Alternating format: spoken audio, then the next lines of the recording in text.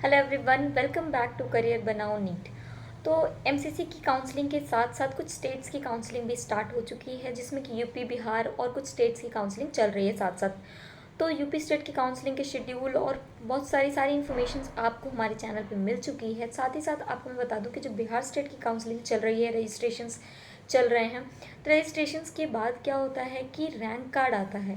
तो उस rank card में क्या होता है कि आपकी अकॉर्डिंग टू बिहार स्टेट, क्योंकि जो स्टेट की काउंसलिंग है बिहार स्टेट की, उसमें क्या होता है कि बिहार के जितने भी कॉलेजेस हैं, तो जिन स्टूडेंट्स के पास बिहार का डोमिसाइल है वही इसके लिए अप्लाई कर सकते हैं। अगर आपको गवर्नमेंट कॉलेज में एडमिशन लेना है, बीबीएस, बीडीएस, वेटेनरी, जो भी, तो आपको अगर गवर्नमेंट कॉलेज के लिए अप्लाई करना है तो वहाँ के स्टेट के स्टूडेंट्स ही स्टेट काउंसलिंग के थ्रू जा सकते हैं। बाकी अगर आपको बिहार में गवर्नमेंट कॉलेज में एडमिशन लेना है तो आपको ऑल इंडिया की काउंसलिंग मीन्स एमसीसी की काउंसलिंग के थ्रू जाना होता है, जिसमें कि 15% सीट्स होती है।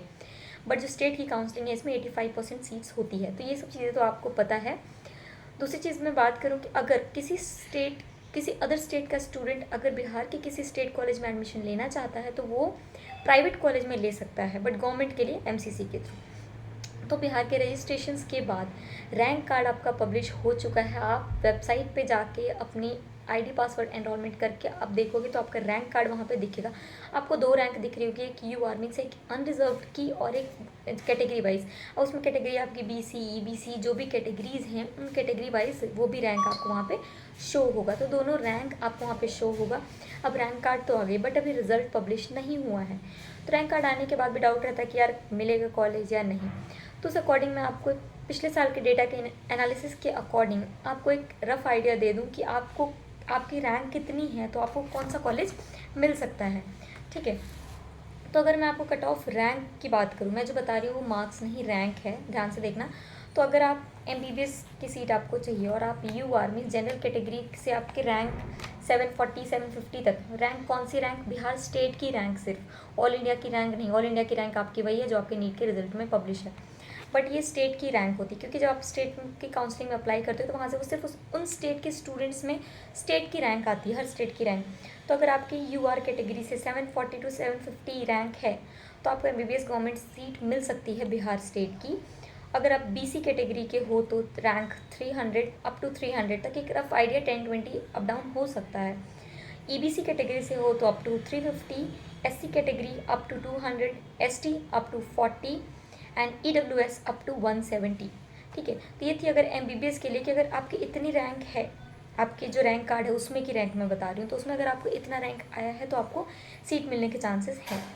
नेक्स्ट अगर बात करें बीडीएस की, तो अगर आपकी बीडीएस की यूआर की रैंक है 2600, बीसी की अप टू 1100, ईबीसी की up to 800, SC up to 400, ST up to 80 and EWS up to 600। उसके बाद अगर आप वेटेनरी के लिए जाना चाहते हो तो उसमें अगर यूआर कैटेगरी रैंक आपकी 3500 है, BC category 1200, EBC 900, SC 400, ST 200 and EWS 600। तो यहाँ तक कि अगर आपकी रैंक है तो आप एक एस्टिमेट रफ आइडिया लगा सकते हो कि आपको कॉलेज मिलने के चांसेस हैं। ठीक है, और अगर देखें तो राउंड 1 का अलॉटमेंट जो कि ऑर्डर मीन्स आपको सीट अलॉट हुई है या नहीं, जो रिजल्ट पब्लिश होगा वो 27 अगस्त को पब्लिश होने वाला है।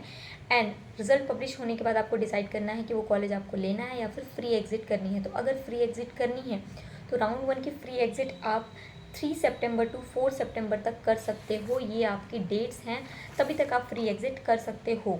ठीक है, तो ये थी कुछ बेसिक चीज़ें जो कि यूजी मैक काउंसलिंग से रिलेटेड। बाकी इन्फॉर्मेशन के लिए आप वेबसाइट को विजिट कर सकते हो, और आपको अपनी काउंसलिंग में कोई भी हेल्प चाहिए तो आप हमें कांटेक्ट कर सकते हो। सारे कांटेक्ट डिटेल्स, व्हाट्सएप नंबर, तो कॉलिंग नंबर, सारे डिटेल्स आपको डिस्क्रिप्शन में मिल जाएंगे। और आप कोई काउंसलर भी हायर कर सकते हो तो आप हमारी हेल्प ले सकते हो, जो कि थ्रू आउट दी काउंसलिंग आपसे कनेक्टेड रहेंगे।